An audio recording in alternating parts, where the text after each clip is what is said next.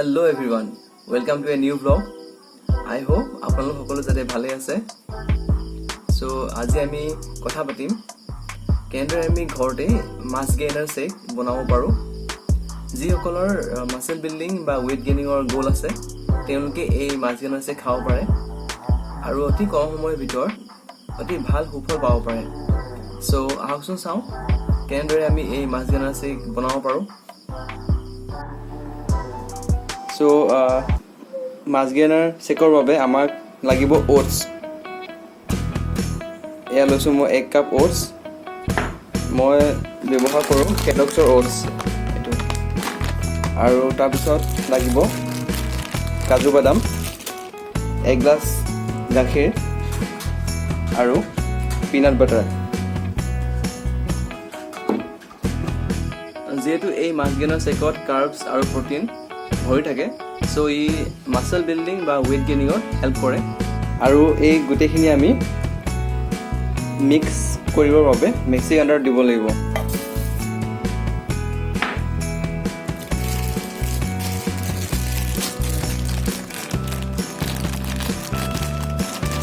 কাজু অলপমান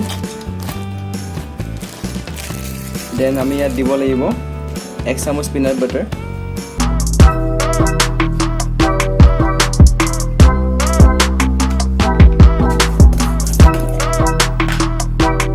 তাৰপিছত আমি ইয়াত দিব লাগিব 1 চামুচ পিনাট বাটাৰ.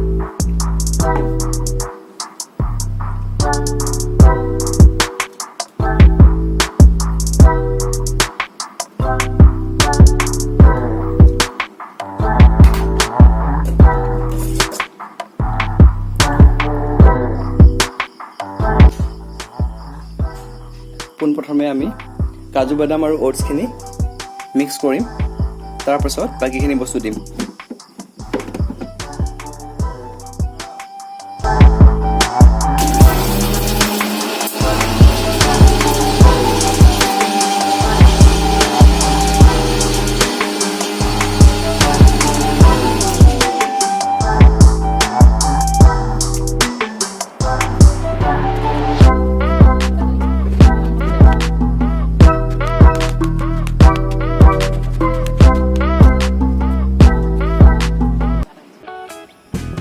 এয়া চাওক, ওটছ, কাজু বাদাম আৰু পিনাট বাটাৰখিনি ধুনীয়াকৈ মিক্স হৈছে.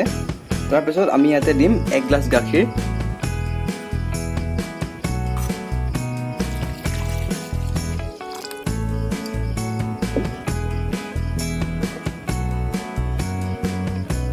আৰু তাৰপাছত দি দিম ইয়াতে কলখিনি.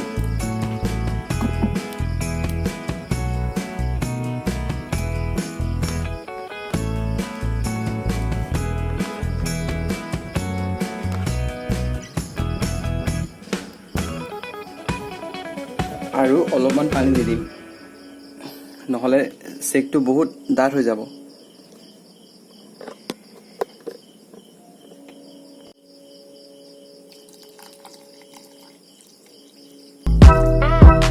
হৈ যাব ইমানখিনি. তাৰপিছত আকৌ আমি গোটেইখিনি মিক্স কৰিম.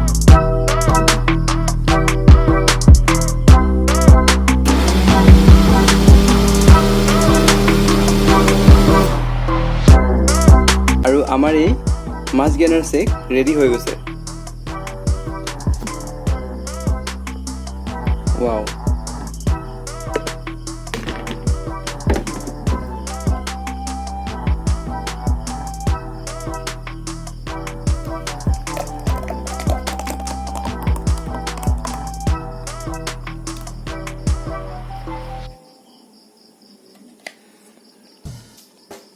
তলত অলপমান কল আছে, সেই কলখিনি উলিয়াব লাগিব.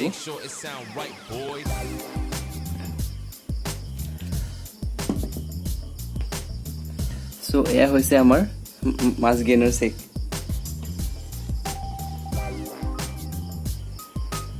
আৰু এতিয়া আমি এই মাছ গেইনাৰ শেক টেষ্ট কৰিম.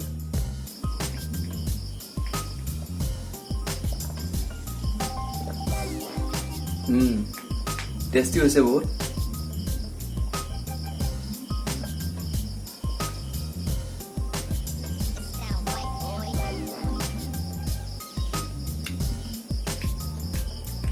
কলখিনি মিক্স নহ'ল ভালকৈ, অলপ গোটা গোটা হৈ থাকিলে কথা নাই বাৰু।